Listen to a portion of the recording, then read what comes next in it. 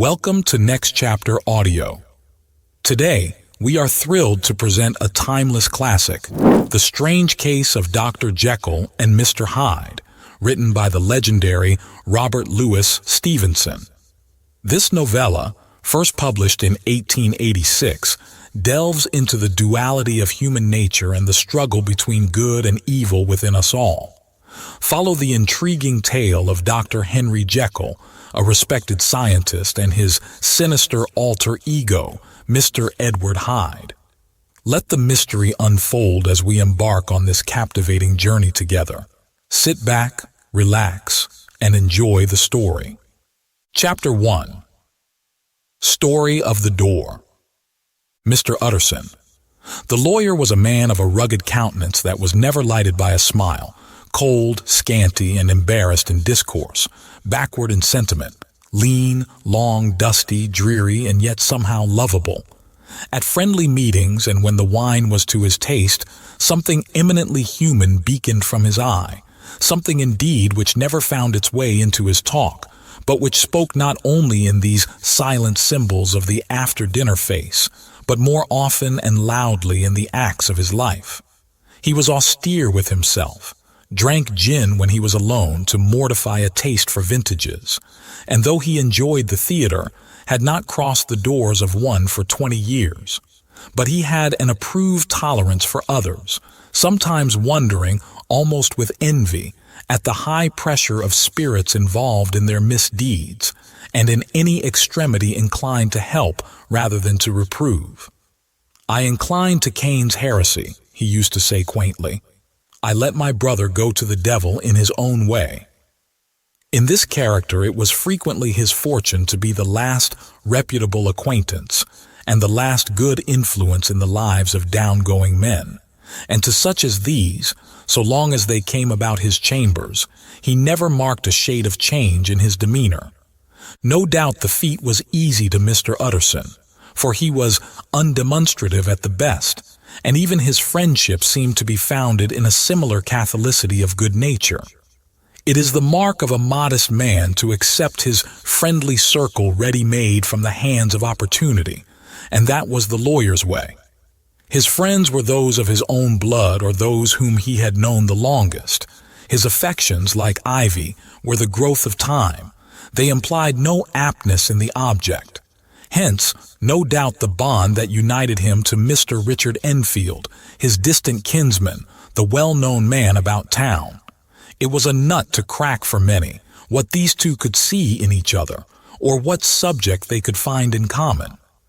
It was reported by those who encountered them in their Sunday walks that they said nothing, looked singularly dull, and would hail with obvious relief the appearance of a friend.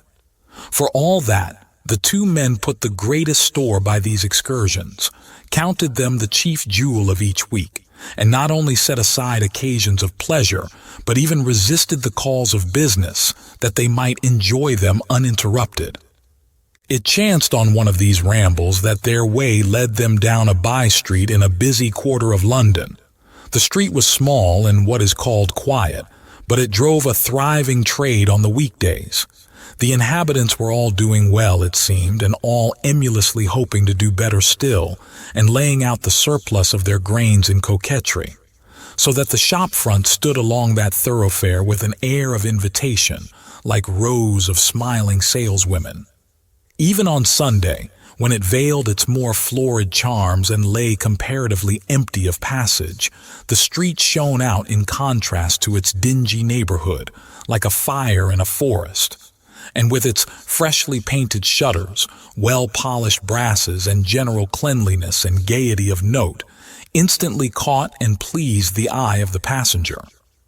2 doors from one corner, on the left hand going east, the line was broken by the entry of a court, and just at that point a certain sinister block of building thrust forward its gable on the street. It was 2 stories high, showed no window, nothing but a door on the lower story, and a blind forehead of discolored wall on the upper, and bore in every feature the marks of prolonged and sordid negligence. The door, which was equipped with neither bell nor knocker, was blistered and disdained.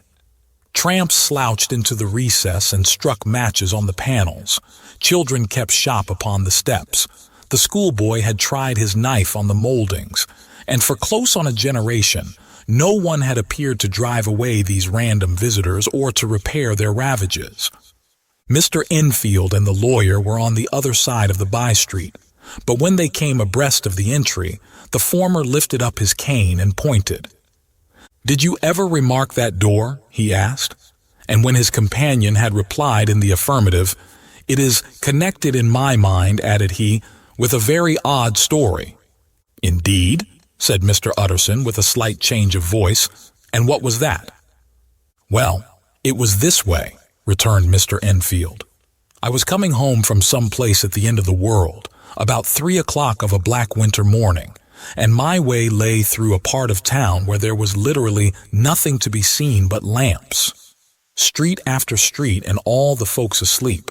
Street after street, all lighted up as if for a procession and all as empty as a church, till at last I got into that state of mind when a man listens and begins to long for the sight of a policeman. All at once I saw 2 figures, one a little man who was stumping along eastward at a good walk, and the other a girl of maybe 8 or 10 who was running as hard as she was able down a cross street. Well, sir, the 2 ran into one another naturally enough at the corner, and then came the horrible part of the thing, for the man trampled calmly over the child's body and left her screaming on the ground. It sounds nothing to hear, but it was hellish to see. It wasn't like a man, it was like some damned juggernaut. I gave a few hello, took to my heels, collared my gentleman, and brought him back to where there was already quite a group about the screaming child. He was perfectly cool and made no resistance, but gave me one look, so ugly that it brought out the sweat on me like running. The people who had turned out were the girl's own family, and pretty soon the doctor, for whom she had been sent, put in his appearance. Well, the child was not much the worse, more frightened according to the sawbones, and there you might have supposed would be an end to it. But there was one curious circumstance. I had taken a loathing to my gentleman at first sight. So had the child's family, which was only natural. But the doctor's case was what struck me. He was the usual cut and dry apothecary, of no particular age and color, with a strong Edinburgh accent and about as emotional as a bagpipe. Well, sir, he was like the rest of us. Every time he looked at my prisoner, I saw that Sawbones turned sick and white with the desire to kill him. I knew what was in his mind, just as he knew what was in mine, and killing being out of the question, we did the next best. We told the man we could and would make such a scandal out of this as should make his name stink from one end of London to the other. If he had any friends or any credit, we undertook that he should lose them. And all the time, as we were pitching it in red hot, we were keeping the women off him as best we could, for they were as wild as harpies. I never saw a circle of such hateful faces. And there was the man in the middle with a kind of black sneering coolness, frightened too, I could see that, but carrying it off, sir, really like Satan. "If you choose to make capital out of this accident," said he, "I am naturally helpless. No gentleman but wishes to avoid a scene," says he. "Name your figure." Well, we screwed him up to £100 for the child's family. He would have clearly liked to stick out, but there was something about the lot of us that meant mischief, and at last he struck. The next thing was to get the money, and where do you think he carried us but to that place with the door, whipped out a key, went in, and presently came back with the matter of £10 in gold and a check for the balance on Coutz's, drawn payable to bearer and signed with a name that I can't mention, though it's one of the points of my story, but it was a name at least very well known and often printed.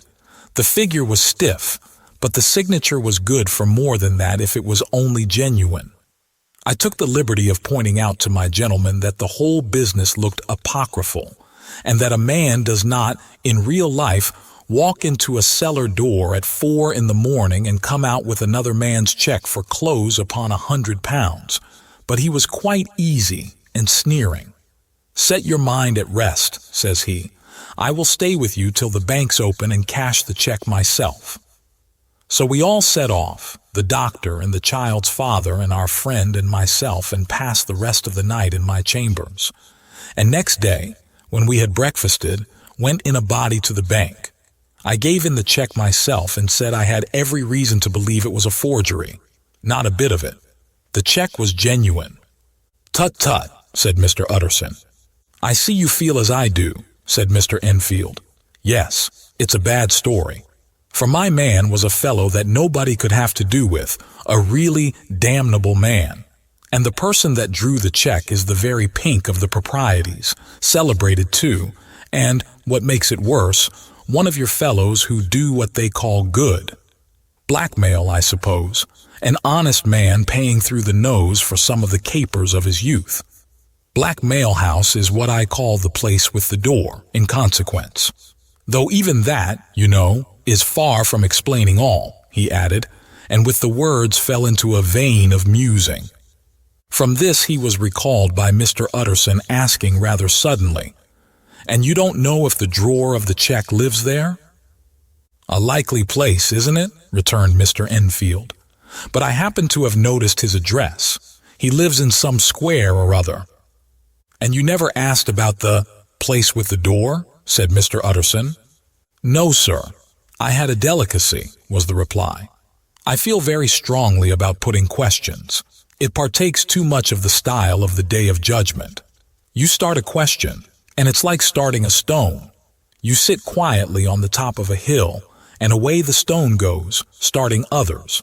And presently some bland old bird, the last you would have thought of, is knocked on the head in his own back garden, and the family have to change their name. No, sir. I make it a rule of mine. The more it looks like Queer Street, the less I ask." "A very good rule, too," said the lawyer. "But I have studied the place for myself," continued Mr. Enfield. "It seems scarcely a house. There is no other door, and nobody goes in or out of that one but, once in a great while, the gentleman of my adventure. There are 3 windows looking on the court on the first floor, none below. The windows are always shut, but they're clean. And then there is a chimney which is generally smoking, so somebody must live there. And yet it's not so sure, for the buildings are so packed together about the court that it's hard to say where one ends and another begins." The pair walked on again for a while in silence, and then, "Enfield," said Mr. Utterson, "that's a good rule of yours." "Yes, I think it is," returned Enfield. "But for all that," continued the lawyer, "there's one point I want to ask. I want to ask the name of that man who walked over the child." "Well," said Mr. Enfield, "I can't see what harm it would do. It was a man of the name of Hyde." Said Mr. Utterson. "What sort of a man is he to see?" "He is not easy to describe. There is something wrong with his appearance, something displeasing, something downright detestable. I never saw a man I so disliked, and yet I scarce know why. He must be deformed somewhere. He gives a strong feeling of deformity, although I couldn't specify the point. He's an extraordinary-looking man, and yet I really can name nothing out of the way. No, sir, I can make no hand of it. I can't describe him, and it's not want of memory, for I declare I can see him this moment." Mr. Utterson again walked some way in silence and obviously under a weight of consideration. "You are sure he used a key?" he inquired at last. "My dear sir," began Enfield, surprised out of himself. "Yes, I know," said Utterson. "I know it must seem strange. The fact is, if I do not ask you the name of the other party, it is because I know it already. You see, Richard, your tale has gone home. If you have been inexact in any point, you had better correct it." "I think you might have warned me," returned the other with a touch of sullenness. "But I have been pedantically exact, as you call it. The fellow had a key, and what's more, he has it still. I saw him use it not a week ago." Mr. Utterson sighed deeply but said never a word, and the young man presently resumed. "Here is another lesson to say nothing," said he. "I am ashamed of my long tongue. Let us make a bargain never to refer to this again. Chapter 2. Search for Mr. Hyde. That evening, Mr. Utterson came home to his bachelor house in somber spirits and sat down to dinner without relish. It was his custom of a Sunday, when this meal was over, to sit close by the fire, a volume of some dry divinity on his reading desk, until the clock of the neighboring church rang out the hour of 12, when he would go soberly and gratefully to bed. On this night, however, as soon as the cloth was taken away, he took up a candle and went into his business room. There he opened his safe, took from the most private part of it a document endorsed on the envelope as Dr. Jekyll's will, and sat down with a clouded brow to study its contents. The will was holograph, for Mr. Utterson, though he took charge of it now that it was made, had refused to lend the least assistance in the making of it. It provided not only that, in case of the decease of Henry Jekyll, Maryland, DCL, LLD, FRS, etc., all his possessions were to pass into the hands of his friend and benefactor Edward Hyde, but that in case of Dr. Jekyll's disappearance or unexplained absence for any period exceeding 3 calendar months, the said Edward Hyde should step into the said Henry Jekyll's shoes without further delay and free from any burthen or obligation beyond the payment of a few small sums to the members of the doctor's household. This document had long been the lawyer's eyesore. It offended him both as a lawyer and as a lover of the sane and customary sides of life, to whom the fanciful was the immodest. And hitherto it was his ignorance of Mr. Hyde that had swelled his indignation. Now, by a sudden turn, it was his knowledge. It was already bad enough when the name was but a name of which he could learn no more. It was worse when it began to be clothed upon with detestable attributes. And out of the shifting, insubstantial mist that had so long baffled his eye, there leaped up the sudden, definite presentment of a fiend. "I thought it was madness," he said, as he replaced the obnoxious paper in the safe, "and now I begin to fear it is disgrace." With that he blew out his candle, put on a greatcoat, and set forth in the direction of Cavendish Square, that citadel of medicine, where his friend, the great Dr. Lanyon, had his house and received his crowding patients. If anyone knows, it will be Lanyon, he had thought. The solemn butler knew and welcomed him. He was subjected to no stage of delay, but ushered direct from the door to the dining room where Dr. Lanyon sat alone over his wine. This was a hearty, healthy, dapper, red-faced gentleman, with a shock of hair prematurely white and a boisterous and decided manner. At sight of Mr. Utterson, he sprang up from his chair and welcomed him with both hands. The geniality, as was the way of the man, was somewhat theatrical to the eye, but it reposed on genuine feeling. For these two were old friends, old mates both at school and college, both thorough respecters of themselves and of each other, and what does not always follow men who thoroughly enjoyed each other's company. After a little rambling talk, the lawyer led up to the subject which so disagreeably preoccupied his mind. "I suppose, Lanyon," said he, "you and I must be the 2 oldest friends that Henry Jekyll has?" "I wish the friends were younger," chuckled Dr. Lanyon, "but I suppose we are, and what of that? I see little of him now." "Indeed," said Utterson, "I thought you had a bond of common interest." "We had," was the reply, "but it is more than 10 years since Henry Jekyll became too fanciful for me. He began to go wrong in mind, and though of course I continue to take an interest in him for old sake's sake, as they say, I see and I have seen devilish little of the man. Such unscientific balderdash," added the doctor, flushing suddenly purple, "would have a strange Damon and Pythias." This little spirit of temper was somewhat of a relief to Mr. Utterson. They have only differed on some point of science, he thought, and being a man of no scientific passions, except in the matter of conveyancing, he even added, "It is nothing worse than that." He gave his friend a few seconds to recover his composure, and then approached the question he had come to put. "Did you ever come across a protégé of his, one Hyde?" he asked. "Hyde?" repeated Lanyon. "No, never heard of him, since my time."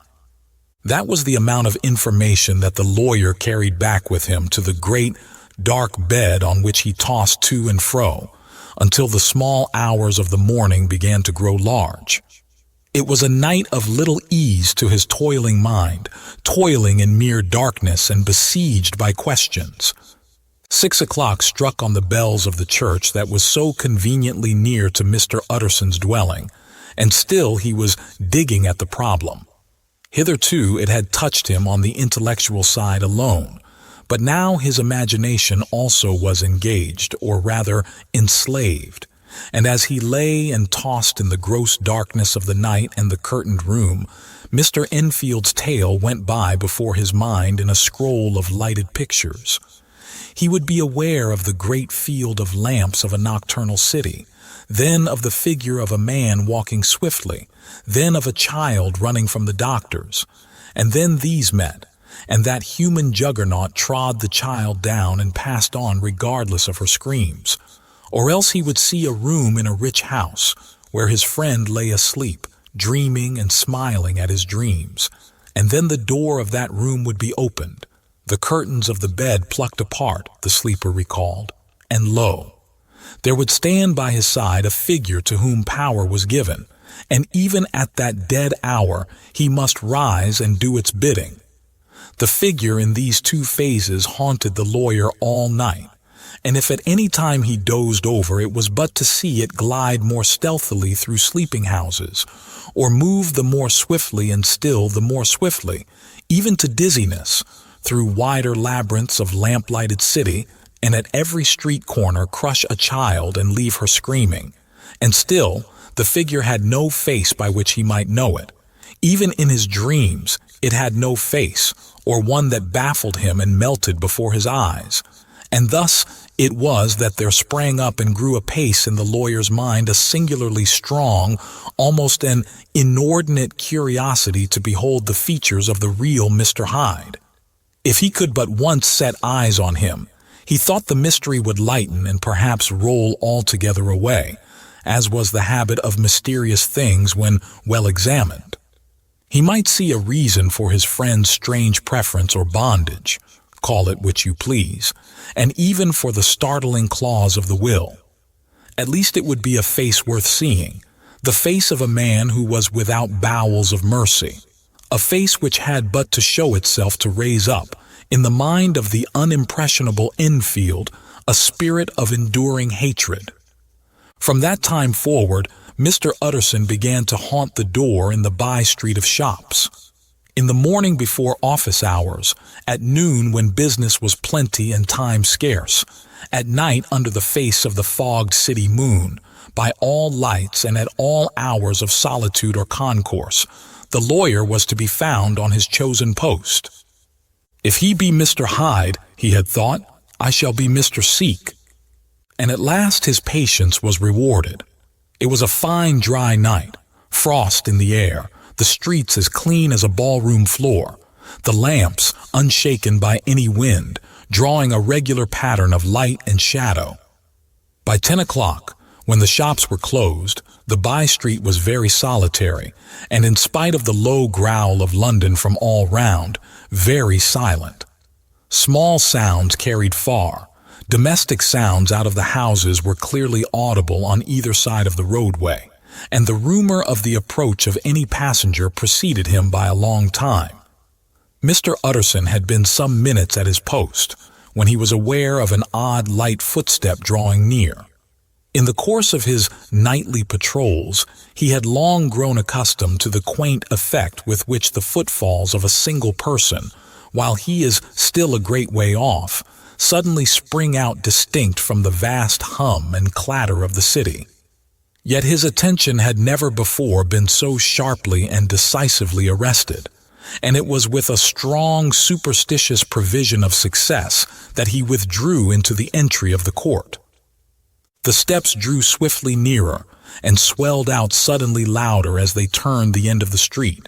The lawyer, looking forth from the entry, could soon see what manner of man he had to deal with. He was small and very plainly dressed, and the look of him, even at that distance, went somehow strongly against the watcher's inclination.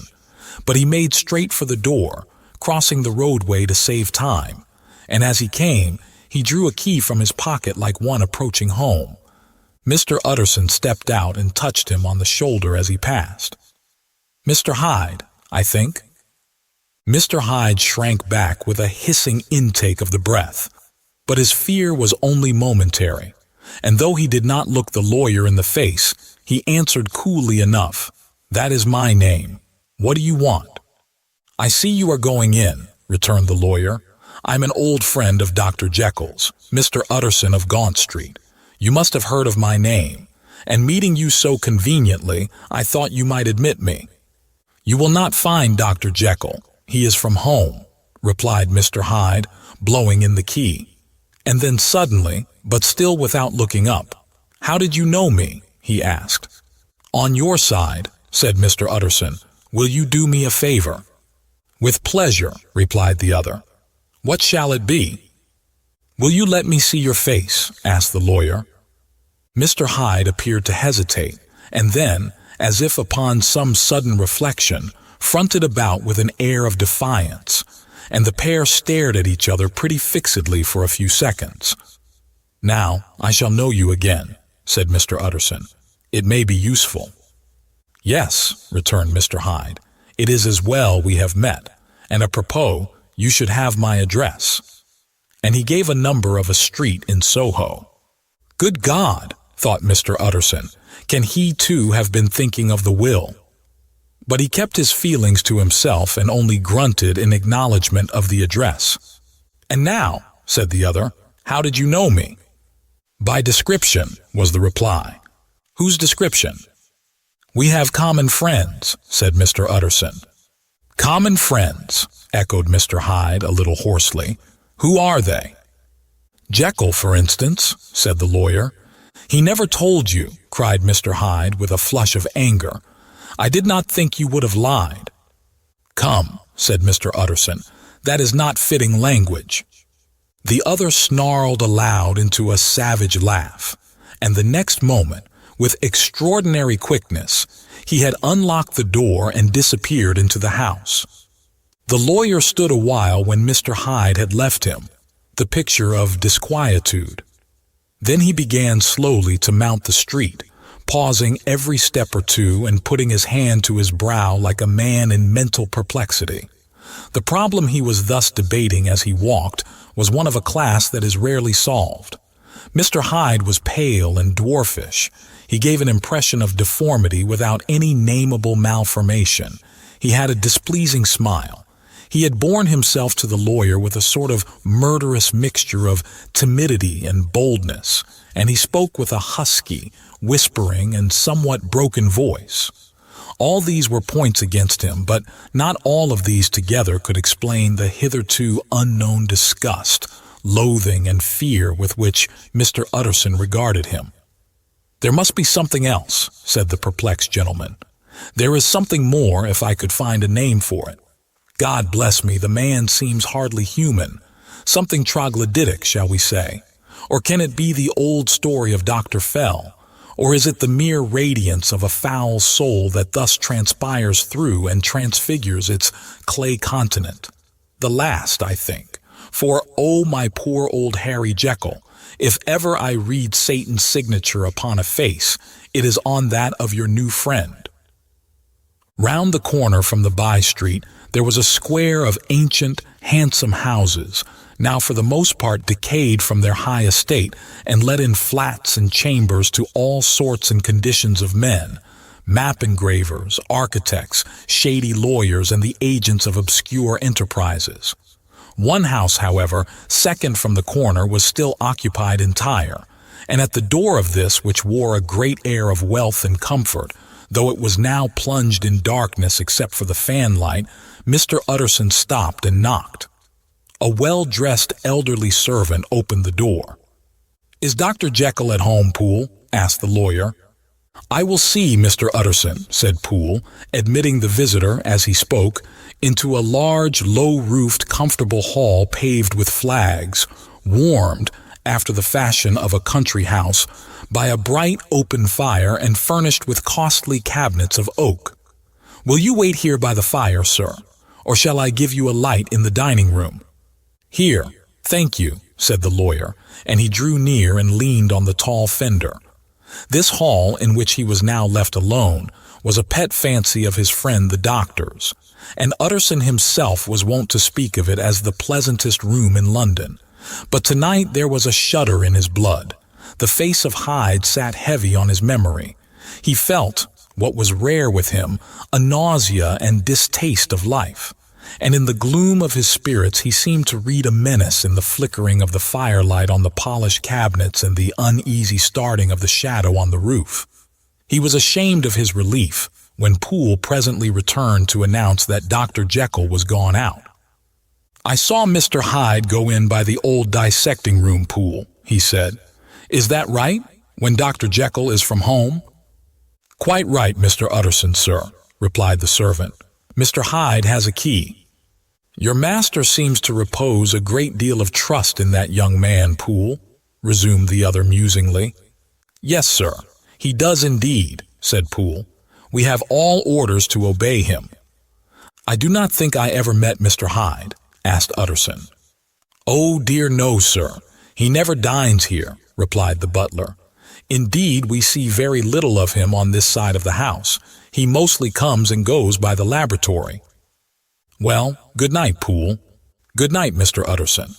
And the lawyer set out homeward with a very heavy heart. "Poor Harry Jekyll," he thought. "My mind misgives me he is in deep waters. He was wild when he was young, a long while ago to be sure, but in the law of God there is no statute of limitations. Aye, it must be that. The ghost of some old sin, the cancer of some concealed disgrace, punishment coming ped claudo, years after memory has forgotten and self-love condoned the fault." And the lawyer, scared by the thought, brooded a while on his own past, groping in all the corners of memory, lest by chance some jack-in-the-box of an old iniquity should leap to light there. His past was fairly blameless. Few men could read the rolls of their life with less apprehension, yet he was humbled to the dust by the many ill things he had done, and raised up again into a sober and fearful gratitude by the many he had come so near to doing, yet avoided. And then by a return on his former subject, he conceived a spark of hope. This Master Hyde, if he were studied, thought he, must have secrets of his own, black secrets by the look of him, secrets compared to which poor Jekyll's worst would be like sunshine. Things cannot continue as they are. It turns me cold to think of this creature stealing like a thief to Harry's bedside. Poor Harry, what awakening! And the danger of it. For if this Hyde suspects the existence of the will, he may grow impatient to inherit. "Aye, I must put my shoulders to the wheel. If Jekyll will but let me," he added, "if Jekyll will only let me." For once more he saw before his mind's eye, as clear as transparency, the strange clauses of the will. Chapter 3. Dr. Jekyll was quite at ease.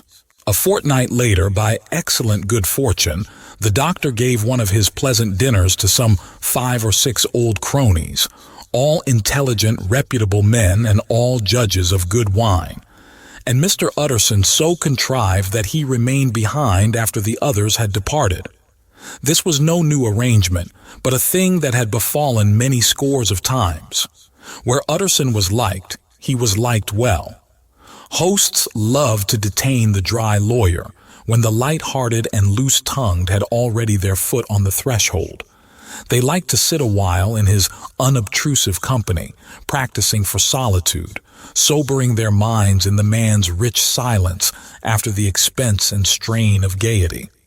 To this rule, Dr. Jekyll was no exception, and as he now sat on the opposite side of the fire, a large, well-made, smooth-faced man of 50, with something of a slyish cast, perhaps, but every mark of capacity and kindness. You could see by his looks that he cherished for Mr. Utterson a sincere and warm affection. "I have been wanting to speak to you, Jekyll," began the latter. "You know that will of yours?" A close observer might have gathered that the topic was distasteful, but the doctor carried it off gaily. "My poor Utterson," said he, "you are unfortunate in such a client. I never saw a man so distressed as you were by my will, unless it were that hide-bound pedant Lanyon at what he called my scientific heresies. Oh, I know he's a good fellow. You needn't frown. An excellent fellow, and I always mean to see more of him. But a hide-bound pedant for all that. An ignorant, blatant pedant. I was never more disappointed in any man than Lanyon." "You know I never approved of it," pursued Utterson, ruthlessly disregarding the fresh topic. "My will? Yes, certainly I know that," said the doctor a trifle sharply. "You have told me so." "Well, I tell you so again," continued the lawyer. "I have been learning something of young Hyde." The large, handsome face of Dr. Jekyll grew pale to the very lips, and there came a blackness about his eyes. "I do not care to hear more," said he. "This is a matter I thought we had agreed to drop." "What I heard was abominable," said Utterson. "It can make no change. You do not understand my position," returned the doctor with a certain incoherency of manner. "I am painfully situated, Utterson. My position is a very strange one. It is one of those affairs that cannot be mended by talking." "Jekyll," said Utterson, "you know me. I am a man to be trusted. Make a clean breast of this in confidence, and I make no doubt I can get you out of it." "My good Utterson," said the doctor, "this is very good of you. This is downright good of you, and I cannot find words to thank you in. I believe you fully. I would trust you before any man alive, I before myself, if I could make the choice. But indeed, it isn't what you fancy. It is not as bad as that. And just to put your good heart at rest, I will tell you one thing. The moment I choose, I can be rid of Mr. Hyde. I give you my hand upon that, and I thank you again and again. And I will just add one little word, Utterson, that I'm sure you'll take in good part. This is a private matter, and I beg of you to let it sleep." Utterson reflected a little, looking in the fire. "I have no doubt you are perfectly right," he said at last, getting to his feet. "Well, but since we have touched upon this business, and for the last time I hope," continued the doctor, "there is one point I should like you to understand. I have really a very great interest in poor Hyde. I know you have seen him. He told me so. And I fear he was rude, but I do sincerely take a very great interest in that young man. And if I am taken away, Utterson, I wish you to promise me that you will bear with him and get his rights for him. I think you would, if you knew all, and it would be a weight off my mind if you would promise." "I can't pretend that I shall ever like him," said the lawyer. "I don't ask that," pleaded Jekyll, laying his hand upon the other's arm. "I only ask for justice. I only ask you to help him for my sake when I am no longer here." Utterson heaved an irrepressible sigh. "Well," said he, "I promise." Chapter 4. The Carew Murder Case. Nearly a year later, in the month of October, 18, London was startled by a crime of singular ferocity and rendered all the more notable by the high position of the victim. The details were few and startling. A maidservant living alone in a house not far from the river had gone upstairs to bed about 11. Although a fog rolled over the city in the small hours, the early part of the night was cloudless, and the lane which the maid's window overlooked was brilliantly lit by the full moon. It seems she was romantically given, for she sat down upon her box, which stood immediately under the window, and fell into a dream of musing. Never, she used to say, with streaming tears when she narrated that experience, never had she felt more at peace with all men or thought more kindly of the world.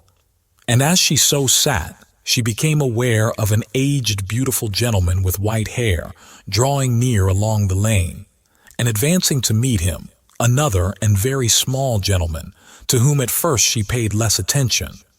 When they had come within speech, which was just under the maid's eyes, the older man bowed and accosted the other with a very pretty manner of politeness.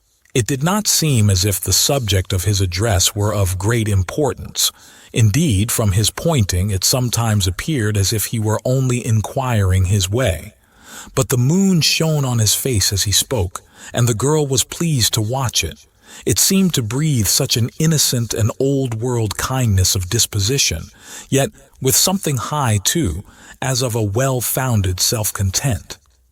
Presently her eye wandered to the other, and she was surprised to recognize in him a certain Mr. Hyde, who had once visited her master and for whom she had conceived a dislike. He had in his hand a heavy cane, with which he was trifling, but he answered never a word and seemed to listen with an ill-contained impatience. And then all of a sudden he broke out in a great flame of anger, stamping with his foot, brandishing the cane, and carrying on, as the maid described it, like a madman. The old gentleman took a step back, with the air of one very much surprised and a trifle hurt, and at that Mr. Hyde broke out of all bounds and clubbed him to the earth. And next moment, with ape-like fury, he was trampling his victim underfoot and hailing down a storm of blows, under which the bones were audibly shattered and the body jumped upon the roadway. At the horror of these sights and sounds, the maid fainted. It was 2 o'clock when she came to herself and called for the police. The murderer was gone long ago, but there lay his victim in the middle of the lane, incredibly mangled. The stick with which the deed had been done, although it was of some rare and very tough and heavy wood, had broken in the middle under the stress of this insensate cruelty, and one splintered half had rolled in the neighboring gutter. The other, without doubt, had been carried away by the murderer. A purse and gold watch were found upon the victim, but no cards or papers, except a sealed and stamped envelope, which he had been probably carrying to the post, and which bore the name and address of Mr. Utterson. This was brought to the lawyer the next morning before he was out of bed, and he had no sooner seen it and been told the circumstances than he shot out a solemn lip. "I shall say nothing till I have seen the body," said he. "This may be very serious. Have the kindness to wait while I dress." And with the same grave countenance he hurried through his breakfast and drove to the police station, whither the body had been carried. As soon as he came into the cell, he nodded. "Yes," said he, "I recognize him. I am sorry to say that this is Sir Danvers Carew." "Good God, sir!" exclaimed the officer. "Is it possible?" And the next moment his eye lighted up with professional ambition. "This will make a deal of noise," he said, "and perhaps you can help us to the man." And he briefly narrated what the maid had seen and showed the broken stick. Mr. Utterson had already quailed at the name of Hyde, but when the stick was laid before him, he could doubt no longer. Broken and battered as it was, he recognized it for one that he had himself presented many years before to Henry Jekyll. "Is this Mr. Hyde a person of small stature?" he inquired. "Particularly small and particularly wicked-looking is what the maid calls him," said the officer. Mr. Utterson reflected, and then, raising his head, "If you will come with me in my cab," he said, "I think I can take you to his house."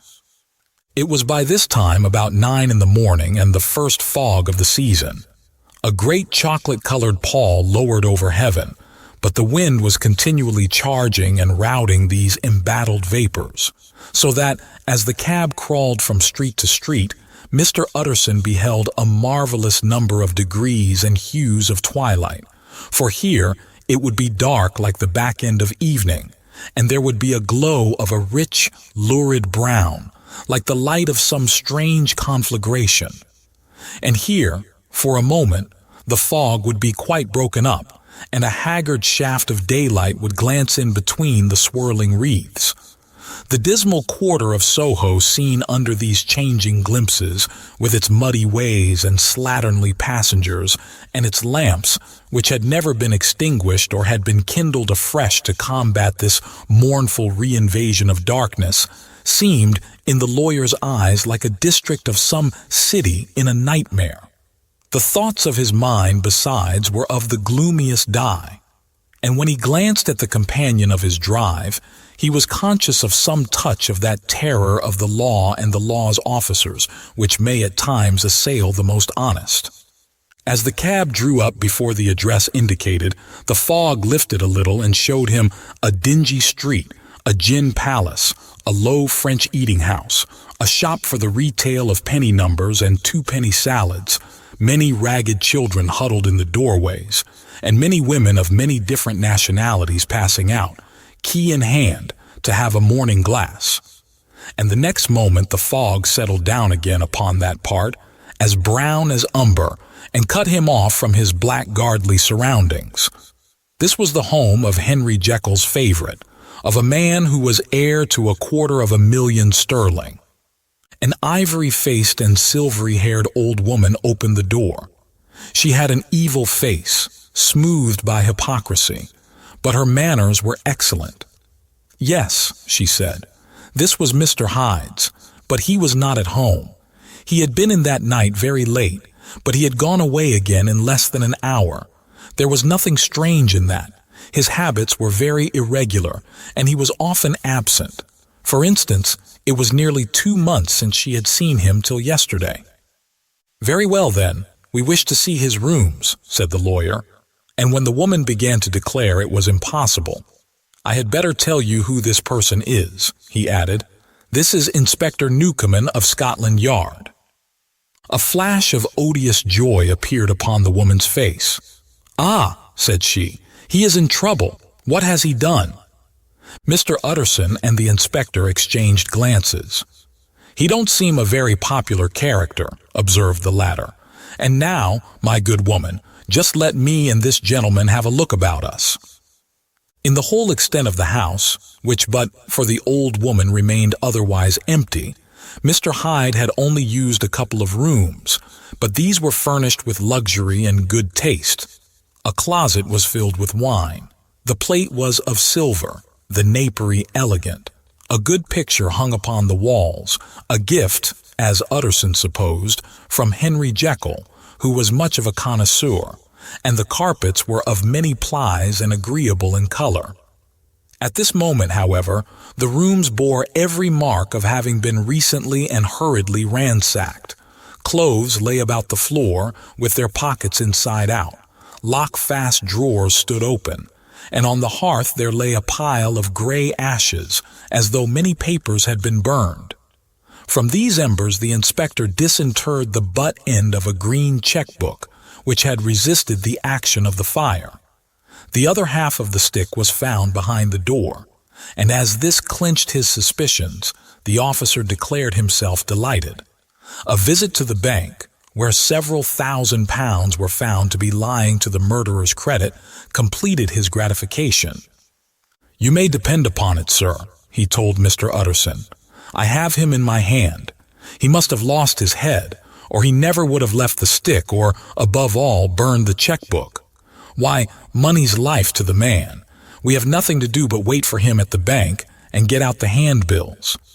This last, however, was not so easy of accomplishment, for Mr. Hyde had numbered few familiars. Even the master of the servant maid had only seen him twice. His family could nowhere be traced.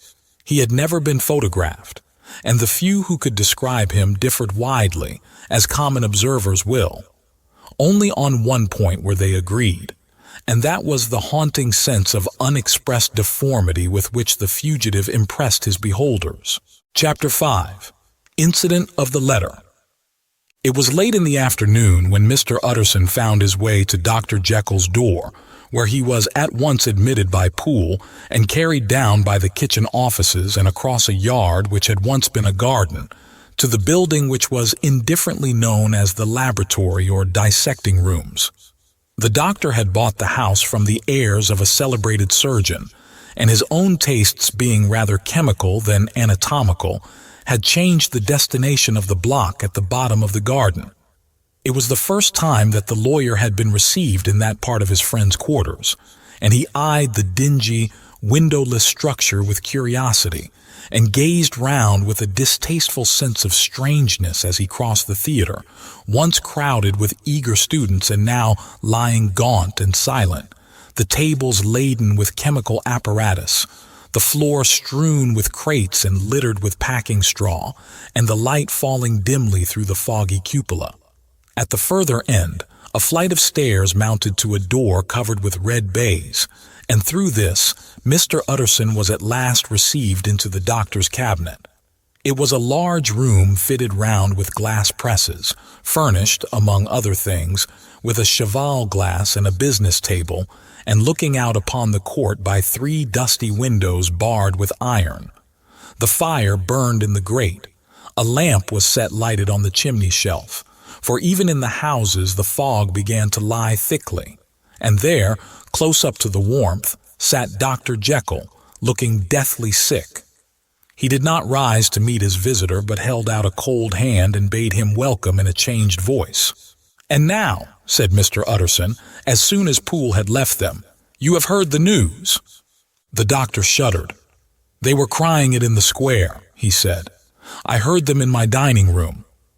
"One word," said the lawyer. "Carew was my client, but so are you, and I want to know what I am doing. You have not been mad enough to hide this fellow?" "Utterson, I swear to God," cried the doctor, "I swear to God I will never set eyes on him again. I bind my honor to you that I am done with him in this world. It is all at an end, and indeed he does not want my help.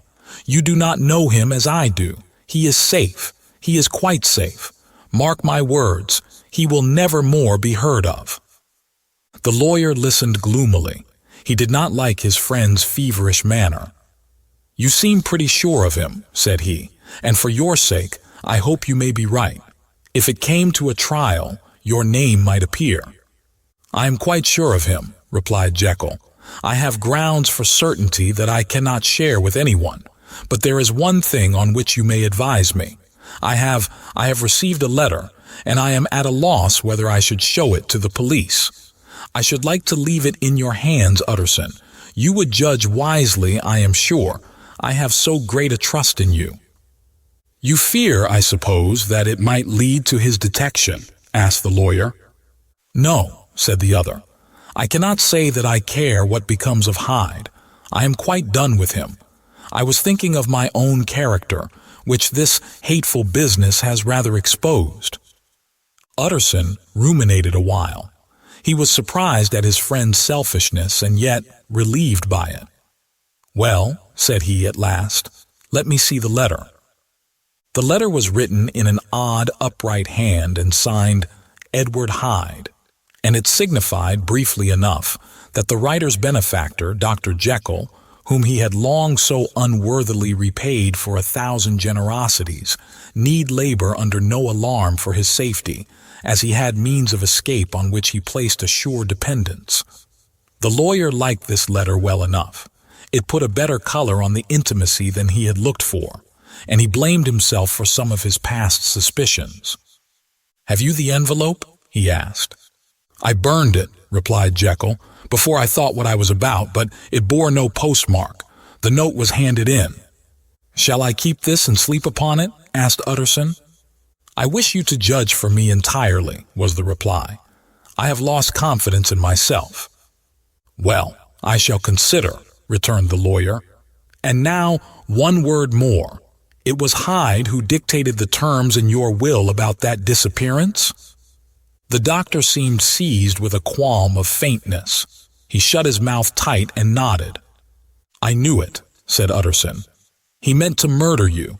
You had a fine escape." "I have had what is far more to the purpose," returned the doctor solemnly. "I have had a lesson. O God, Utterson, what a lesson I have had." And he covered his face for a moment with his hands. On his way out, the lawyer stopped and had a word or two with Poole. "By the by," said he, "there was a letter handed in today. What was the messenger like? But Poole was positive nothing had come except by post, and only circulars by that, he added. This news sent off the visitor with his fears renewed. Plainly the letter had come by the laboratory door. Possibly, indeed, it had been written in the cabinet, and if that were so, it must be differently judged and handled with the more caution. The newsboys, as he went, were crying themselves hoarse along the footways. Special edition, shocking murder of an MP.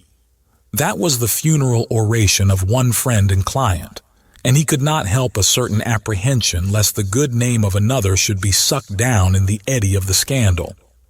It was, at least, a ticklish decision that he had to make, and self-reliant as he was by habit, he began to cherish a longing for advice. It was not to be had directly, but perhaps, he thought, it might be fished for. Presently after, he sat on one side of his own hearth, with Mr. Guest, his head clerk, upon the other, and midway between, at a nicely calculated distance from the fire, a bottle of a particular old wine that had long dwelt unsunned in the foundations of his house. The fog still slept on the wing above the drowned city, where the lamps glimmered like carbuncles, and through the muffle and smother of these fallen clouds, the procession of the town's life was still rolling in through the great arteries with a sound as of a mighty wind. But the room was gay with firelight. In the bottle the acids were long ago resolved. The imperial dye had softened with time, as the color grows richer in stained windows, and the glow of hot autumn afternoons on hillside vineyards was ready to be set free and to disperse the fogs of London. Insensibly, the lawyer melted. There was no man from whom he kept fewer secrets than Mr. Guest, and he was not always sure that he kept as many as he meant. Guest had often been on business to the doctors. He knew Poole. He could scarce have failed to hear of Mr. Hyde's familiarity about the house. He might draw conclusions. Was it not as well, then, that he should see a letter which put that mystery to right? And above all, since Guest, being a great student and critic of handwriting, would consider the step natural and obliging. The clerk, besides, was a man of counsel. He could scarce read so strange a document without dropping a remark, and by that remark Mr. Utterson might shape his future course. "This is a sad business about Sir Danvers," he said. "Yes, sir, indeed. It has elicited a great deal of public feeling," returned Guest. "The man, of course, was mad." "I should like to hear your views on that," replied Utterson. "I have a document here in his handwriting. It is between ourselves, for I scarce know what to do about it. It is an ugly business at the best. But there it is, quite in your way, a murderer's autograph." Guest's eyes brightened, and he sat down at once and studied it with passion. "No, sir," he said, "not mad, but it is an odd hand." "And by all accounts a very odd writer," added the lawyer. Just then the servant entered with a note. "Is that from Dr. Jekyll, sir?" inquired the clerk. "I thought I knew the writing. Anything private, Mr. Utterson?" "Only an invitation to dinner." "Why? Do you want to see it?" "One moment. I thank you, sir." And the clerk laid the 2 sheets of paper alongside and sedulously compared their contents. "Thank you, sir," he said at last, returning both. "It's a very interesting autograph." There was a pause during which Mr. Utterson struggled with himself. "Why did you compare them, Guest?" he inquired suddenly. "Well, sir," returned the clerk, "there's a rather singular resemblance. The 2 hands are in many points identical, only differently sloped." "Rather quaint," said Utterson. "It is, as you say, rather quaint," returned Guest. "I wouldn't speak of this note, you know," said the master. "No, sir," said the clerk. "I understand." But no sooner was Mr. Utterson alone that night than he locked the note into his safe, where it reposed from that time forward. "What?" he thought. "Henry Jekyll forged for a murderer." And his blood ran cold in his veins. Chapter 6. Incident of Dr. Lanyon. Time ran on. Thousands of pounds were offered in reward, for the death of Sir Danvers was resented as a public injury. But Mr. Hyde had disappeared out of the ken of the police as though he had never existed. Much of his past was unearthed indeed, and all disreputable. Tales came out of the man's cruelty, at once so callous and violent, of his vile life, of his strange associates, of the hatred that seemed to have surrounded his career, but of his present whereabouts, not a whisper. From the time he had left the house in Soho on the morning of the murder, he was simply blotted out, and gradually, as time drew on, Mr. Utterson began to recover from the hotness of his alarm and to grow more at quiet with himself. The death of Sir Danvers was, to his way of thinking, more than paid for by the disappearance of Mr. Hyde. Now that that evil influence had been withdrawn, a new life began for Dr. Jekyll. He came out of his seclusion, renewed relations with his friends, became once more their familiar guest and entertainer, and whilst he had always been known for charities, he was now no less distinguished for religion. He was busy. He was much in the open air. He did good. His face seemed to open and brighten, as if with an inward consciousness of service, and for more than 2 months the doctor was at peace. On the 8th of January, Utterson had dined at the doctor's with a small party. Lanyon had been there, and the face of the host had looked from one to the other as in the old days when the trio were inseparable friends. On the 12th, and again on the 14th, the door was shut against the lawyer. The doctor was confined to the house, Poole said, and saw no one. On the 15th, he tried again, and was again refused. And having now been used for the last 2 months to see his friend almost daily, he found this return of solitude to weigh upon his spirits. The 5th night he had in guest to dine with him, and the 6th he betook himself to Dr. Lanyon's. There at least he was not denied admittance, but when he came in, he was shocked at the change which had taken place in the doctor's appearance.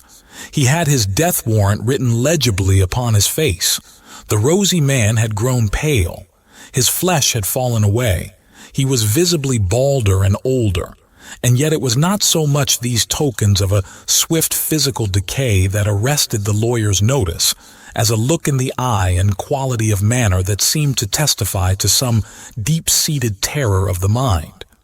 It was unlikely that the doctor should fear death, and yet that was what Utterson was tempted to suspect. Yes, he thought, he is a doctor. He must know his own state and that his days are counted, and the knowledge is more than he can bear. And yet when Utterson remarked on his ill looks, it was with an air of great firmness that Lanyon declared himself a doomed man. "I have had a shock," he said, "and I shall never recover. It is a question of weeks. Well, life has been pleasant. I liked it. Yes, sir, I used to like it. I sometimes think if we knew all, we should be more glad to get away." "Jekyll is ill too," observed Utterson. "Have you seen him?" But Lanyon's face changed, and he held up a trembling hand. "I wish to see or hear no more of Dr. Jekyll," he said in a loud, unsteady voice. "I am quite done with that person, and I beg that you will spare me any allusion to one whom I regard as dead." "Tut, tut," said Mr. Utterson, and then after a considerable pause, "Can't I do anything?" he inquired. "We are 3 very old friends, Lanyon. We shall not live to make others." "Nothing can be done," returned Lanyon. "Ask himself." "He will not see me," said the lawyer. "I'm not surprised at that," was the reply. "Some day, Utterson, after I am dead, you may perhaps come to learn the right and wrong of this. I cannot tell you. And in the meantime, if you can sit and talk with me of other things, for God's sake, stay and do so. But if you cannot keep clear of this accursed topic, then in God's name, go, for I cannot bear it." As soon as he got home, Utterson sat down and wrote to Jekyll, complaining of his exclusion from the house and asking the cause of this unhappy break with Lanyon, and the next day brought him a long answer, often very pathetically worded and sometimes darkly mysterious in drift. The quarrel with Lanyon was incurable. "I do not blame our old friend," Jekyll wrote, "but I share his view that we must never meet. I mean from henceforth to lead a life of extreme seclusion. You must not be surprised, nor must you doubt my friendship, if my door is often shut even to you. You must suffer me to go my own dark way. I have brought on myself a punishment and a danger that I cannot name. If I am the chief of sinners, I am the chief of sufferers also. I could not think that this earth contained a place for sufferings and terrors so unmanning. And you can do but one thing, Utterson, to lighten this destiny, and that is to respect my silence." Utterson was amazed. The dark influence of Hyde had been withdrawn. The doctor had returned to his old tasks and amities. A week ago, the prospect had smiled with every promise of a cheerful and an honored age, and now in a moment, friendship and peace of mind and the whole tenor of his life were wrecked.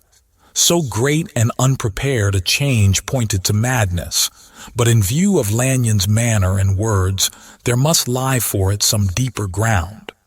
A week afterwards, Dr. Lanyon took to his bed, and in something less than a fortnight he was dead.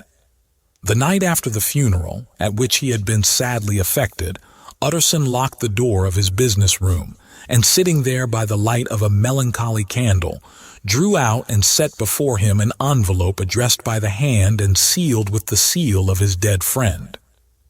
"Private, for the hands of G.J. Utterson alone, and in case of his predeceased to be destroyed unread," so it was emphatically superscribed, and the lawyer dreaded to behold the contents.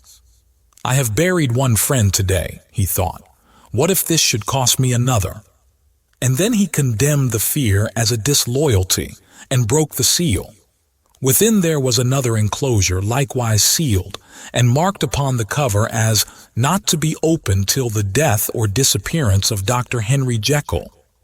Utterson could not trust his eyes. Yes, it was disappearance. Here again, as in the mad will which he had long ago restored to its author, here again were the idea of a disappearance and the name of Henry Jekyll bracketed. But in the will, that idea had sprung from the sinister suggestion of the man Hyde. It was set there with a purpose all too plain and horrible. Written by the hand of Lanyon, what should it mean? A great curiosity came on the trustee to disregard the prohibition and dive at once to the bottom of these mysteries. But professional honor and faith to his dead friend were stringent obligations, and the packet slept in the inmost corner of his private safe. It is one thing to mortify curiosity, another to conquer it, and it may be doubted if, from that day forth, Utterson desired the society of his surviving friend with the same eagerness. He thought of him kindly, but his thoughts were disquieted and fearful. He went to call indeed, but he was perhaps relieved to be denied admittance. Perhaps, in his heart, he preferred to speak with Poole upon the doorstep and surrounded by the air and sounds of the open city, rather than to be admitted into that house of voluntary bondage, and to sit and speak with its inscrutable recluse. Poole had, indeed, no very pleasant news to communicate. The doctor, it appeared, now more than ever confined himself to the cabinet over the laboratory, where he would sometimes even sleep. He was out of spirits. He had grown very silent. He did not read. It seemed as if he had something on his mind.